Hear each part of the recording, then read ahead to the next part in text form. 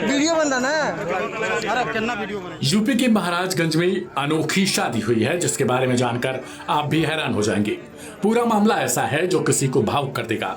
चलिए आपको बताते हैं कि आखिर मामला क्या है।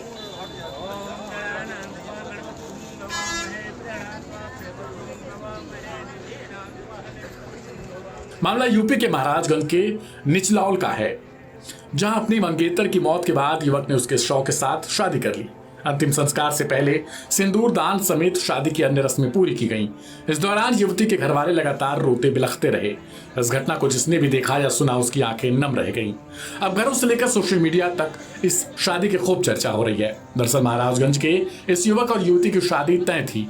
सगाई के बाद दोनों की आंखों में ढेरों अरमान पल रहे थे। 5 महीने बाद शादी थी, लेकिन विवाह के बंधन में बंधने से पहले ही युवती की सांसों की डोर टूट गई। जो युवती उसकी पत्नी होने वाली थी, उसको इस तरह रुखसत होते देख मंगेतर सन्नी की दुनिया ही उजड़ गई। फिर उसने जो फैसला लिया उससे हर कोई हैरत में पड़ गया। सन्नी ने कहा उसने उसे दुल्हन बनाने का वादा किया था।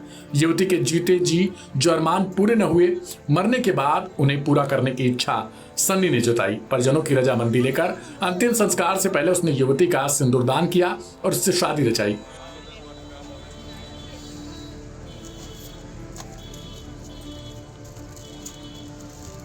Aim right, achieve big. At KR Mangalam University, we provide you the platform to turn your dreams into reality. At KR Mangalam University.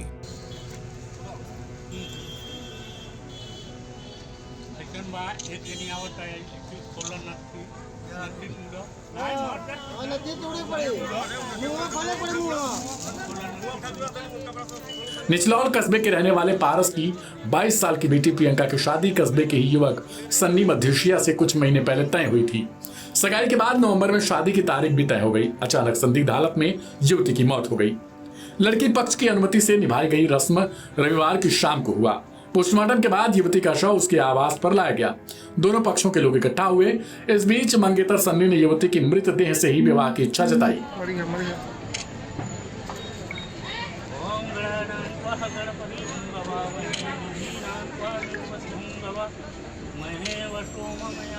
परिजनों की सहमति पर सिंदूरदान कर शादी की रस्म पूरी हुई।